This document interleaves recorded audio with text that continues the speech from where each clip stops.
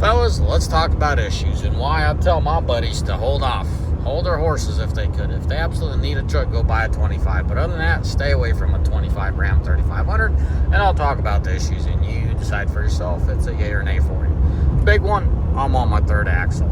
They just can't get their crap together. Ram, I don't know what you're doing. If I had to take a stab at it, I have not done any research.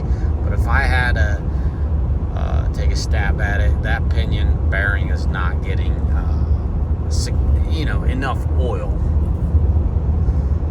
So it sounds like the bearing unwinds on the offload, and it does it every time. The gear pattern, according to the dealership, is fine. The oil is clean, but that bearing's whining pretty loud, pretty noticeable. So axles, they can't get them right, and it's not on the XL that's going to get you. Every time I had to use the exhaust brake heavily, that's what triggers it, and it starts whining. Next issue, your key fob works 85% of the time. 15% of the time, well, I should say 14% of the time after the 20th click, it'll register. 1% of the time, and it's only happened once, it'll leave you high and dry. It won't recognize itself. Save its life. For 5 minutes, I was dancing around my truck one day, and I couldn't get this thing to open or do anything. Good thing I was on the side of the road. I was in a driveway of a family member's house, so it was an end of the world. But it's very frustrating for 5 minutes when you do not have access to your truck. So yeah, hopefully that makes sense to you. Hopefully you can comprehend with that. Now, the next thing is little messages, like a message that your tailgate can't be open while you're driving. The tailgate message is annoying. It has popped up far less than it's done in the past. I don't know if this is a locking mechanism issue or what the fuss is all about, but it's annoying. One day in the early stages, or should I say early days of its life, man, that message displayed like 50 times for the day, and that was annoying. Nowadays, it's like here and there. Next message, it'll send you a message saying check your trailer wiring, and you got no trailer back there. Yeah, that's a weird one. Next issue, it will tell you to check your trailer turn signal, and you don't have the trailer back there. Now, no, every time I have a trailer, it never triggers it. Never. When you don't have a trailer, that's when you get these messages out of the blue. They come like the wind. Sometimes you'll get them back to back for half an hour. I'm not saying like back to back, but once every 5 to 10 minutes. That's still annoying. Next thing, Dave, help me out. What are some other issues we're having with this truck? I still can't get over that screen, that piece of crap screen. It's a waste of time and money. It's not a problem, but it did quit once. Just one evening it quit working, and I could care less, but it's like, geez. Now you're occupying space, and now you're gonna, mess with my brains and trying to have me figure it out. So that screen is a pile of junk. I want it out of my truck, but I still haven't gotten to the crowbar yet. Okay, guys, I'm not that lunatic, but you know what I'm saying. One of these days I'll replace it with a glove box.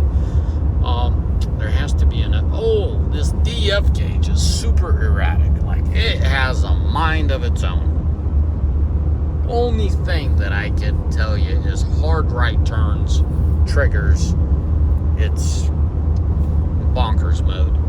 It will show you empty, and then it'll tell you you're going in limp mode, you don't have DF, and then it'll come to its senses 5 minutes later, and then for the next 2 hours it'll slowly, gradually bring itself up to level. Couldn't tell you one way or another.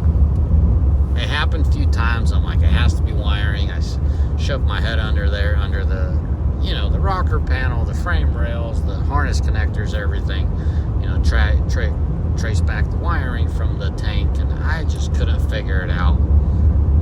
And then it kind of slowly works itself out. I don't know if it's a programming issue that it triggers it to freak out or what it is, but lately it hasn't done a whole lot. It'll still do it. Like, the level will be erratic, but I haven't had this threat of limp mode for about a month now, about 3 weeks now. So it's something with the tuning. It's something with that being said.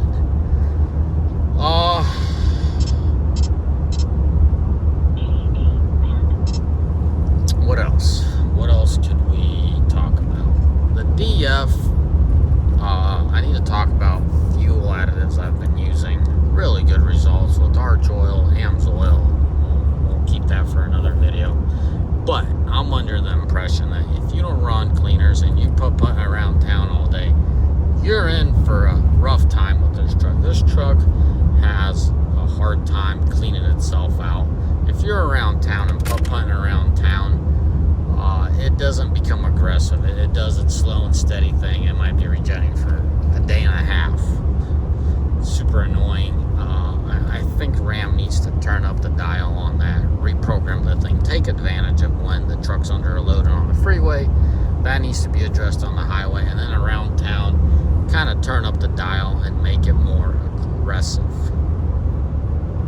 on the regen, which goes hand in hand. It's super easy on the way it does its regen, which equates to DF usage is minimal, guys. The DF usage on this truck is, I don't know, 4, 5, 6 times less than what the 24s go through. It's just super minimal DF usage, so it's very reasonable, kind of like the Ford Gens would go through. I think the best way to describe it, the Ford Gens usage, very similar. I put a couple gallons every, probably a couple thousand miles, if that. I'm used to the Ford. I'm used to these 22 to 24 Rams. You're fueling up that tank every other fuel up of a regular diesel. In this case, I forget. It was the last time I fueled up the DF. It's kind of one of those, I fuel up and it goes a long way. Yes, the fuel tank's bigger, but it's not 2 times bigger or 4 times bigger. So that DF usage is far less, which is a good thing. It's not a bad thing.